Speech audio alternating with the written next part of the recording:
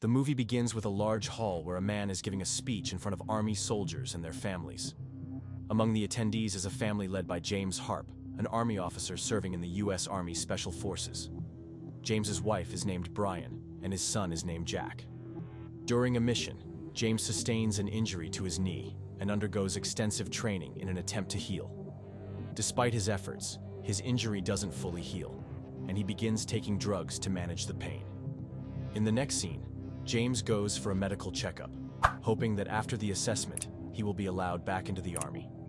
James is then called in for an interview with an Army colonel, who informs him that his medical report has come in. The report indicates that James's body contains significant traces of drugs. James expresses his desire to remain in the Army, but the colonel refuses to listen to his plea. Ultimately, the colonel dismisses James from the Army and, due to his illegal drug use, denies him his retirement benefits.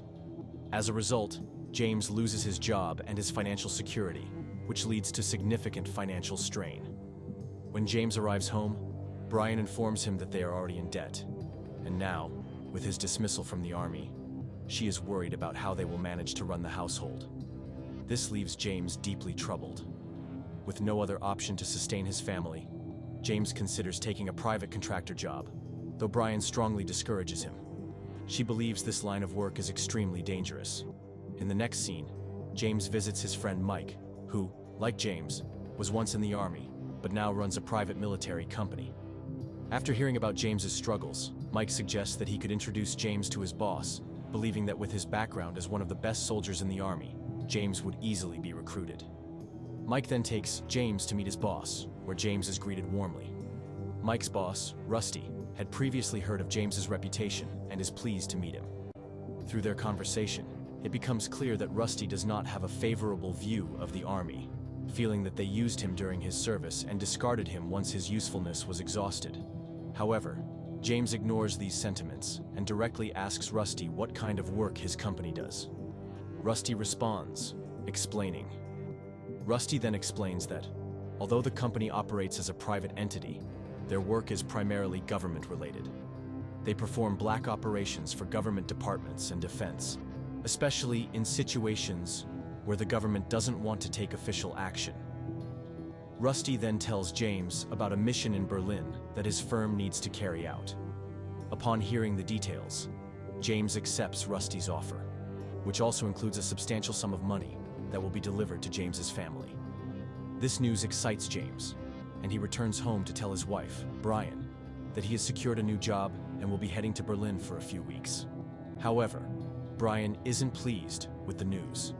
She is concerned, knowing that this job will likely involve dangerous work. Undeterred, James meets with one of Rusty's associates, who gives him the mission details and the necessary equipment before sending him to Germany. Upon arriving at his hotel, James meets a woman named Katie, who shows him a photo of a man on her computer. She identifies him as Dr. Salim, a professor at a university in Berlin. Dr. Salim is a highly dangerous individual, as he is researching a deadly virus. James's task is to keep an eye on Dr. Salim. James begins observing Dr. Salim and his family day and night. During his surveillance, he notices Dr. Salim speaking on the phone, seemingly in secret. James reports this to Rusty, and soon after, he receives a message from Rusty saying that the mission is complete. The message also includes a location where the team is supposed to meet. James heads to the location and meets Mike, who reveals that they have uncovered all the necessary information about Dr. Salim. It turns out that Dr.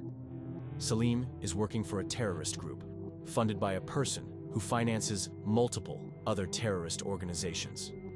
The team is now tasked with targeting Salim's lab and gathering further information. After gearing up for the mission, they infiltrate the lab and find Dr. Salim's research area. Salim is apprehended and interrogated.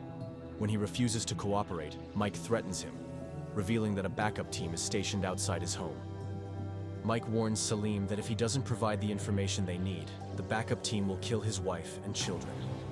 Fearing for his family's safety, Salim gives in and divulges the information.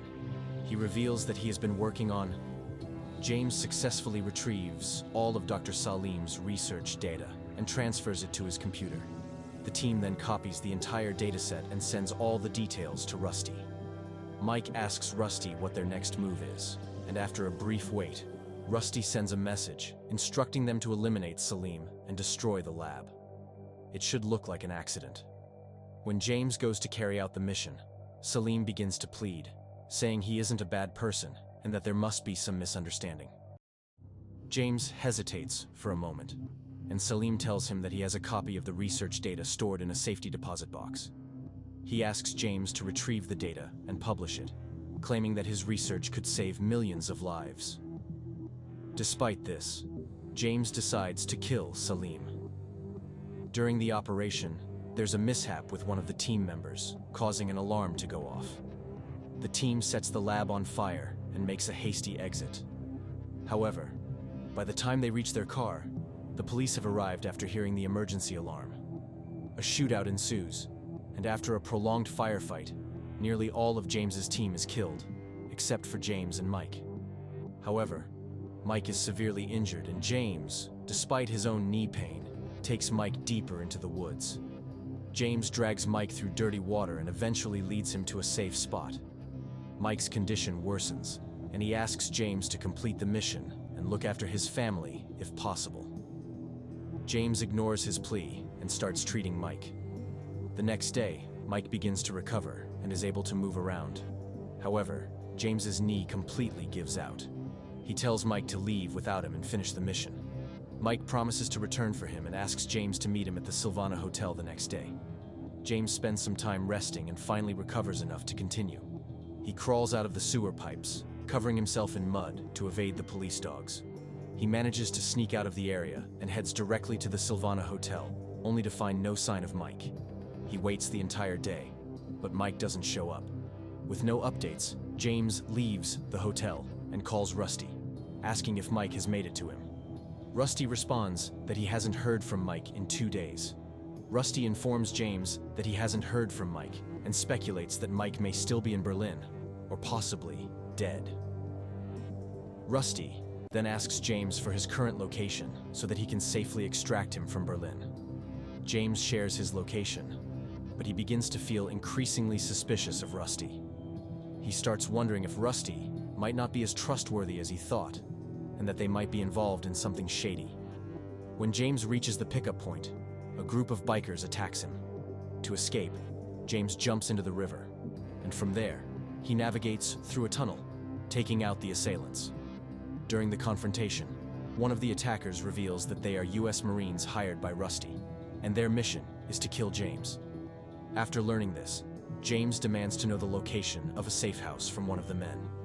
He then makes his way to Salim's house, where he intimidates Salim's wife into revealing the location of the safety deposit box. Terrified, she reluctantly gives him the information, but James forces her to take him there. She takes him to the bank, where she retrieves an iPad and hands it to James. With the iPad in hand, James leaves and contacts a safe house. A vehicle arrives to pick him up, but the person in the car knocks him unconscious.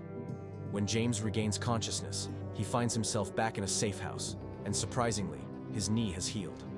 A man there tells him that his knee was infected, and he has treated it. James checks the iPad and discovers a video from Salim in which he explains that he has developed a vaccine, a result of years of hard work, and he wants the vaccine to be available for free to everyone. Realizing that he has killed an innocent man, James is overcome with guilt. As he sits there, a bullet suddenly strikes him, killing him instantly. Rusty's people arrive, but James sets a trap and escapes. As Rusty's team enters the room, an explosion goes off. In the next scene, James returns to the US and heads straight to Mike's house, where he is surprised to learn that Mike is perfectly fine and at home. This raises suspicions in James that Mike might have been working with Rusty all along. The next morning, James follows Mike's car, but Mike soon realizes he is being followed. In an attempt to shake off James, Mike knocks him off his bike. When James gets back on his feet, he is shocked to see Mike, as Rusty had lied to Mike, saying that James is furious with Mike, blaming him for the death of an innocent man. He confronts Mike, saying that they have killed someone without reason. After a heated exchange, James tells Mike that they need to take down Rusty and his team. After some deliberation, Mike agrees, and the two of them set out for Rusty's house. In the next scene, they break into Rusty's place and start eliminating everyone. During the shootout, Mike gets shot, but James manages to empty an entire magazine into Rusty. After ensuring Rusty's dealt with, James takes Mike and rushes him out of the house, but Mike succumbs to his injuries before they can make it very far. James, now emotionally drained, returns home to his family. He's relieved to see them safe and intact. This moment of peace marks the end of the movie. If you liked the movie, don't forget to like, subscribe, and hit the bell icon for more awesome recaps.